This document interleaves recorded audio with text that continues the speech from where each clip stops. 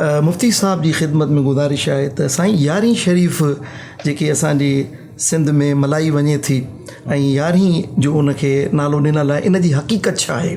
असां जेको लफ़्ज़ चवंदा आहियूं यारहीं शरीफ़, इन जो इहो मतिलबु न हूंदो त जो इहो इस्लाम में को अहिड़ो नओं तरीक़ो आहे जेको पहिरियों न थियलु हुजे ऐं बाद वारनि कढियो हुजे। इन जी मुराद उहा ई आहे जेकी हदीस शरीफ़ में बयानु थी आहे ऐं जंहिंजो ज़िक्र क़ुरान पाक में बि आयो आहे, बसि लफ़्ज़ चेंज थी वियो। यारहीं शरीफ़ इन खे चइबो आहे इन निस्बत सां जो 11 रबियो सानी हज़रत अब्दुल कादिर जीलानी जे वफ़ात जो ॾींहुं आहे, इन निस्बत सां इन खे यारहीं शरीफ़ चयो वेंदो आहे। यारहीं शरीफ़ बुनियादी तौर ईसाले सवाब जो इहतमाम आहे। इन जे अंदरि हज़रत शेख अब्दुल कादिर जीलानी, गौसे समदानी, शहबाज़ लामकानी, उन्हनि जा फ़ज़ाइल बयानु थींदा आहिनि, उन्हनि जो ज़िक्र ख़ैर थींदो आहे, उन्हनि जो मक़ामो मर्तबो छा आहे उहो बयानु थींदो आहे, उन्हनि दीन इस्लाम जे लाइ पंहिंजे पाण खे कीअं वक़्फ़ कयो, उन्हनि जे ज़रिए माण्हुनि जी कीअं इस्लाह थी, इन्हनि शयुनि खे बयानु कयो वेंदो आहे। त यारहीं शरीफ़ जो नालो अगरचे यारहीं जो ॾींदा आहियूं, पर इन में मक़सदु अल्लाह जे वलियुनि खे, अल्लाह जे नेक बाननि खे यादि करणु ऐं ईसाले सवाबु हूंदो आहे। हस्बे तौफ़ीक़ लंगर नियाज़ जेको सरी सघंदो आहे, जेको यारहीं शरीफ़ करे थो, उहो ग़रीब मुसलमाननि खे, पंहिंजे दोस्त अहबाब खे खाराईंदो आहे। बुनियादी तौर इहो हूंदो आहे। ईसाले सवाब जे बारे में ख़ुदि अक़ीदनि जी किताबनि में लिखियो आहे जो इन जो इनकार गुमराही आहे, इन ईसाले सवाब जो इनकार दुरुस्त न आहे, छो त सही हदीसुनि मां ख़ुदि क़ुरान पाक में बि इन जो सबूत मिले थो। जीअं अल्लाह तबारक व तआला इरशाद फरमायो, बिस्मिल्लाहिर्रहमानिर्रहीम, वल्लज़ीन जाऊ मिन बअदिहिम यक़ूलून रब्बना इग़फ़िर लना व लिइख़वानिना अल्लज़ीन सबक़ूना बिल ईमान।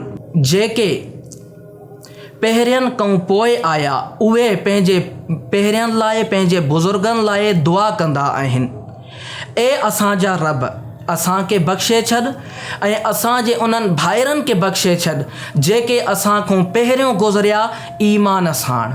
इन में अल्लाह तबारक व तआला मोमिननि जी निशानी बयानु कई जो उहे पंहिंजे बुज़ुर्गनि, उन्हनि खां पहिरियों जेके माण्हू गुज़रिया, उन्हनि जे लाइ दुआए मग़फ़िरत कंदा आहिनि। त बुनियादी तौर दुआए मग़फ़िरत छा थी? उहो पहिरियनि बुज़ुर्गनि जो ज़िक्र ख़ैर थियो, उन्हनि जे लाइ दुआए मग़फ़िरत बि हिकिड़े क़िस्म जो ईसाले सवाब आहे। दुआ सां हिकिड़े मोमिन खे फ़ाइदो पहुचंदो आहे ऐं जॾहिं हिकु मुसलमान कंहिं लाइ दुआ कंदो आहे त जंहिं लाइ दुआ कंदो आहे उन जे दर्जात में तरक़ी थींदी आहे, उन जे दर्जात में वाध थींदी आहे। सो जॾहिं इहा आयत असांखे ॿुधाए थी त पंहिंजे बुज़ुर्गनि लाइ ऐं तव्हां खां जेके पहिरियों गुज़रिया वफ़ात पाइजी आहे उन्हनि जे लाइ तव्हां दुआ कयो, त इन खां वॾो ईसाले सवाब ॿियो छा हूंदो। ईसाले सवाब जे हवाले सां ख़ुदि रिवायतुनि में बि मौजूदु आहे। जीअं त हिकिड़े सहाबी सगोरे पाण सल्लल्लाहु अलैहि वसल्लम जन खे अर्ज़ु कई त या रसूल अल्लाह, मुंहिंजी वालिदा अचानक फ़ौत थी वई आहे, अगरि उहा हयात हुजे हा त उहो सदको करण जो हुकुम ॾे हा, त छा अगरि मां पंहिंजी वालिदा जे तरफ़ां सदको ख़ैरात कयां, छा उनखे फ़ाइदो पुॼंदो? नबी करीम सल्लल्लाहु अलैहि वसल्लम जन इरशाद फरमायो, ज़रूरु तव्हां उन्हनि जे तरफ़ां सदको कयो, ज़रूरु तव्हांजी वालिदा खे इन जो फ़ाइदो पुॼंदो। आलिमनि सगोरनि इन हदीस मां इहा ई माना बयानु कई जो इन में ईसाले सवाब आहे, त तव्हां कंहिंजे नाले ते सदको ख़ैरात कयो था, उन जो सवाब उन मैयत खे जेको इंतकाल करे उन खे था पुॼायो। इन जो हुकुम ख़ुदि हदीस शरीफ़ में आहे। नबी करीम अलैहिस्सलाम सहाबी सगोरे खे इजाज़त ॾिनी।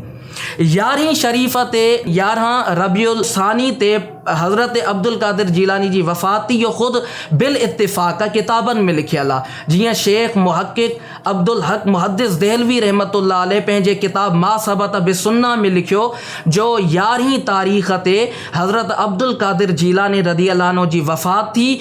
इहा ई तारीख़ पाण जे उर्स जी मशहूरु आहे। हिंदुस्तान, पाण लफ़्ज़ वाज़े चा, हिंदुस्तान में माण्हू इन्हीअ तारीख़ ते पाण जो उर्स मल्हाईंदा आहिनि।